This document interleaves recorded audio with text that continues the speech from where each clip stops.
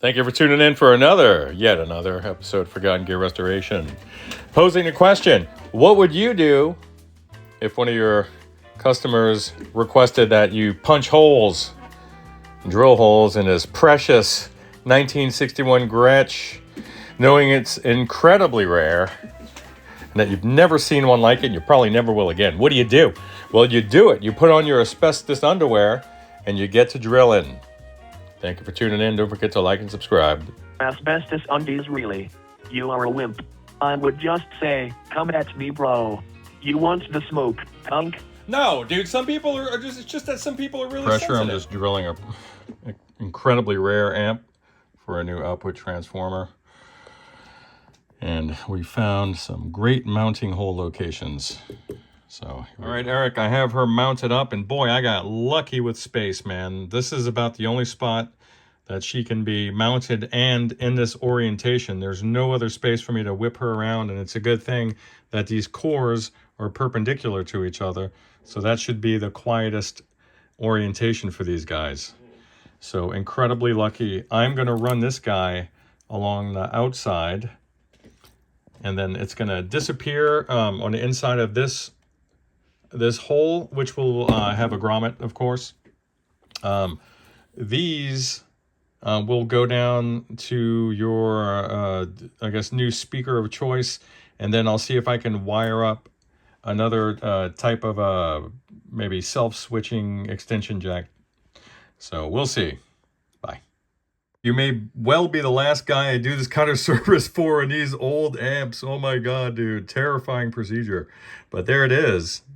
Beautiful. Look at that little juicy grommet down there, buddy. So we're going to hope that we got the blue and brown situated correctly, but that's the way they line up. We'll know more once we get that speaker set up, and I could actually do a little test over here with the bench speaker. So what am I even talking about? All right, this is the most discombobulated morning I've had in a long time, and now, hell, it's the afternoon, see? Just a ton of amps going out this week. So a bit of a mad rush to get caught up.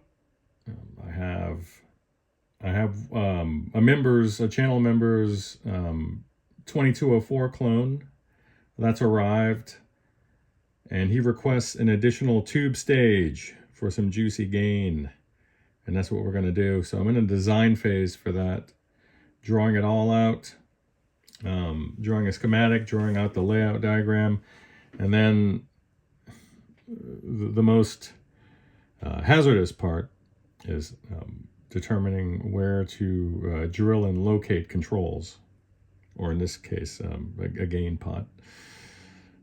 Because I'm not just going to do a fixed voltage divider, or am I? That's probably out of the question.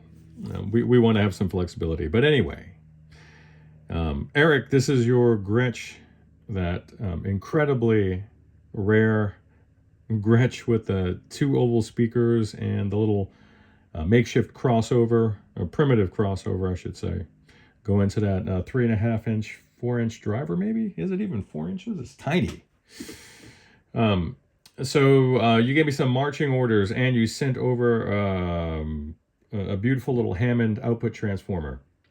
And I just mounted that. Talk about harrowing experience, terrifying.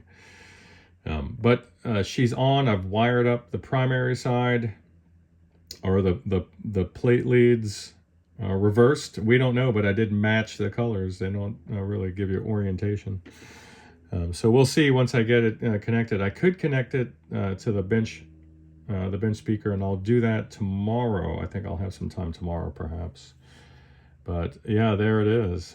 Just I guess this is just a quick catch up with you guys out there.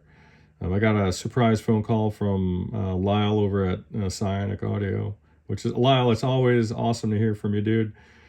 And we were just talking about, I guess, life stuff in general, and a little bit about amplifiers, and, you know, growing up in the 80s, and we were getting those catalogs, all the guitar magazines that had a beautiful full-page spread of the Mesa Boogie stuff in full glorious color, and all your favorite, you know, guitars du jour with those things behind them, or like leaning on them in that sultry way that 80s and 90s rockers would do.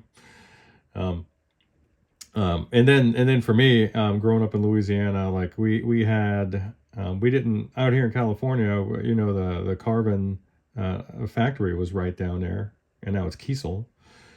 But we would get like the carbon magazines in the mail. Remember the mail? We would get those, not email. We would get a physical catalog, and you would just thumb through it, and then you would see all the beautiful finishes on the guitars, all the pointy guitars, and just ridiculous shapes. And then all the amps, you know, you would just wonder, because there was no internet, you would just wonder and try to imagine how much overdrive was available. And then based upon the amount of lipstick and hairspray the dude in front of it had, that was your answer. So just super cool catching up with you, Lyle. Yeah, and you can tell by the tone of that basement video that I just needed to push away from the bench and go touch some grass. I just needed some fresh air. I was just too deep in it with no sleep. You can't do that. This is a very dangerous job. So when you start getting emotionally involved in an amp, then you know you gotta step away. Do you just shove off and come back later? So I'm back at it. I got a lot of stuff going out, man. I've got that deluxe reverb reissue. I got a Supro. I got a Supro that's got a couple of pots coming in from the factory. Oddly enough, the chief technical officer is the guy you interface with if you need parts. So he's the guy that responds to the emails. What else? I already mentioned the Marshall. I just got a lot of stuff going out the door. I'm working in the background on a TSL 100 and the heaviest Ampeg rack-mounted bass head that I've ever worked on in my life, and it literally kind of made me wonder, am I gonna injure myself? That's where I am right now with this amp. Is it gonna harm me physically? So, good times. Good time to remember and reflect that we choose our own lives. We're the gatekeepers for our own drama. We let in what we let in. And I'm always trying to reflect and remember how grateful I am that I get to do this job. I chose this. It actually kind of chose me, but that's another story for another day. But I get to do it. And all the amps that I used to dream about as a kid float across my bench on a regular basis. And sometimes it leaves me feeling sad because, hey, that's not what I thought it was. And other times I'm just astounded because, hey, I didn't think I'd love it as much as I do. Or I can't believe I like this style of music that this would accompany. So I hope you guys are having a good Wednesday out there. I know I am. I'm about to get the hell out of this house. Go throw some kids around and get some fresh air. So I hope this finds y'all well out there. Bye.